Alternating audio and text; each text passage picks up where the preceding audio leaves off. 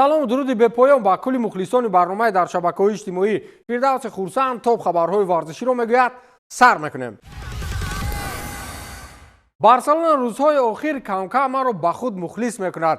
акнун қиссаи ҳангомаи нави Ҳанси Фликро дар иҷрои як собиқ душмани Барселона гӯш кунед. шаби гузашта дар иҷрои дастаи Барселона камбеки тарихеро дар муқобили Бенфикаи Португалия мухлисони Реал тамошо карданд. ин бозиро дар расонаҳои барҷаста Грид Ҷейм ё худ великая играи русиву бо забони тоҷикӣ бозии бузург унвон доданд. воқеан ин рақобати бузург буд. дар умум 31 зарба ҷониби дарвоза ва 15 зарбаи мустақиму 9 голу 18 қоидавайронкунӣ аз ҷониби ҳар дуи дастаҳо ин нишондоди воқеан бузург аст. дар аввал Левандовски мисли Дониёри Ҷиргинакӣ ва Шенсни ба мисли бобо гуфтанӣ дарвозабони дастаи Блоксайдон бозӣ кард. бозигарони Бенфика дар дақиқаи дуюм аллакай гол заданд. баъдан Шенсни бо Балде як шоу-консерти нанговареро дар назди дарвозаи худ ба миён оварданд. онҳо тӯбро монда якдигарро зарба заданд ва бозингари Бенфика тӯбро озодона гирифта ба дарвозаи холии Барса равон кард.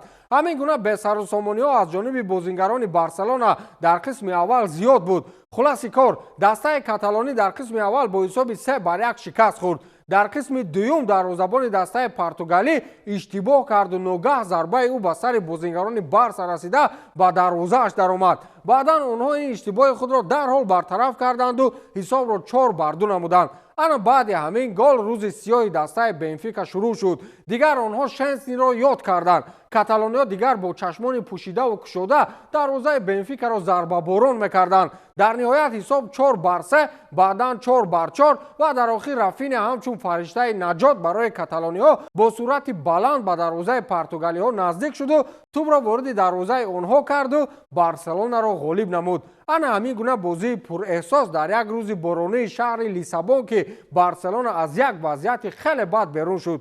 наворҳояш нест, аммо мегӯянд дар назди утоқи либосивазкунӣ бозингарони ҳар ду тараф як ҷанги гурӯҳии калонеро ба миён гузоштанд. ба истилоҳ занозании хеле сахт шуд. хулас ҳозир гапи Барселона аст. баъди чанд моҳ баъд гапзани асосӣ Реал мешавад. так шуто ҳозирашда хурсандӣ кардан гиред. барои пешгӯии ҳисоби бозиҳо ва маблағ ба даст овардан аз ин чиз метавонед ба телеграм-канали дар комментария закрепкардаи ман дароед ва силкаи гузоштаи маро пахш созед. дар вақти регистратсия промокоди 1x Фирдавсро истифода баред. дар аввалин пардохт имкони 8000 сомонӣ пул ба даст оварданро доред. як хабари кӯтоҳ. роберт Левандовски дар бозии муқобили Бенфика тариқи пеналти як гол зад. ин як гол дар омурҳои футболӣ ӯро як қадам аз Месси пеш бароварду баробар ба Криштиану Роналду намуд. аммо омор он қадар омори хуб нест. Левандовски бо ин 19-умин голи худро тариқи пеналти дар Лигаи Чемпионҳо ба қайд гирифт. то полшагӣ ин омор фақат ба Криштиану Роналду тааллуқ дошт ки Роналду дар Лигаи Чемпионҳо 19 гол бо пеналти ба самар расонидааст. то дирӯз мухлисони Месси мухлисони Роналдуро бо он масхараву танқиду таҳқир мекарданд ки Криштиану доим тариқи пеналти гол мезанад. ман гуфтам агар Роналду 19 то зада бошад ба назарам Месси ягон 2-3 дона чунин гол дорад тамом. аммо оморҳоро дидам бовар кунед хандаам гирифт.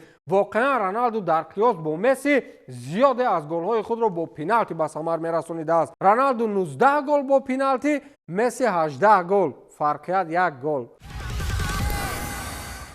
имсол соли Ливерпулу Салоҳ аст. дар доираи бозиҳои даври ҳафтуми марҳилаи умумии гурӯҳӣ дар Лигаи Чемпионҳо дастаҳои Ливерпул ва Лил як рақобати пурэҳсосеро ба миён гузоштанд. ҳарчанд дар рафти бозӣ Ливерпул таи ним соат ба қавле тӯбро надид, аммо билохира як бало карда ғалаба намуд. вохӯрии дастаҳо дар варзишгоҳи Энфилди шаҳри Ливерпул дар ҳузури 59782 нафар мухлис доир шуда бо ҳисоби 2-1 ба суди тими мизбон анҷом ёфт. дар дақиқаи 34-уми бозӣ Муҳаммад Салоҳ Ливерпулро дар ҳисоб ба пеш баровард. дар идома дар дақиқаи 62-уми вохӯрӣ Жонатан Дэвид аз ҳайати Лил ҳисобро баробар намуд. дар дақиқаи 67-уми бозӣ бошад Харви Элиот голи ғалабаоварро барои Ливерпул зад. дар ҳафт бозӣ анҷом дода дар Лигаи Чемпионҳо Ливерпул ягон бох надорад ва бо касби 21 имтиёз дар зинаи аввали ҷадвали умумии мусобиқа буда роҳашро ба даври плей-офф ҳамвор кардааст. Салоҳ бошад дар ин мусобиқа он қадар омори хуб надорад. То ин дар Мисри ҳамагӣ 3 гол ба ҳадаф расонидааст ки он аз лидери рӯйхат ба ҳадди 6 гол ақиб мемонад. Левандовски ҳоло ба қавли гапзани рӯйхат аст. ӯ дар ин мусобиқа 9 гол задааст. баъзан Гвардиола иштибоҳҳои бузурге мекунад ва баъдан пушаймон ҳам мешавад.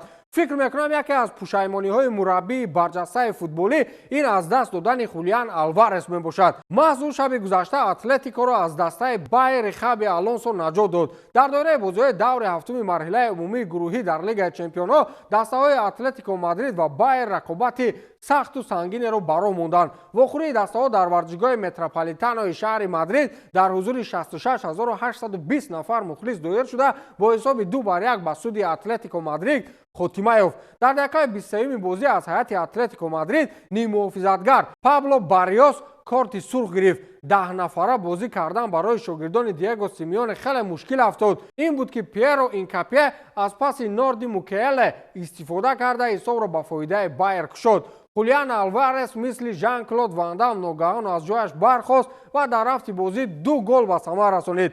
ҳамин тавр Алварес на танҳо дастаи Байерро шикаст дод, ҳамчунин чанд тилисм ё худ нақшаҳои Хаби Алонсоро барбод дод. дастпарварони Хаби Алонсо пас аз 13 бозии бебох ва 12 ғалабаи пайҳам боз мағлуб шуданд. охирин бохти бошгоҳ дар Лигаи Чемпионҳо аз дасти Ливерпул дар Энфилд бо ҳисоби 4-0 буд. бо ин ғалаба Атлетико Мадрид дар ҷадвали умумии мусобиқа ҳоло бо 15 имтиёз дар зинаи сеюм қарор дорад.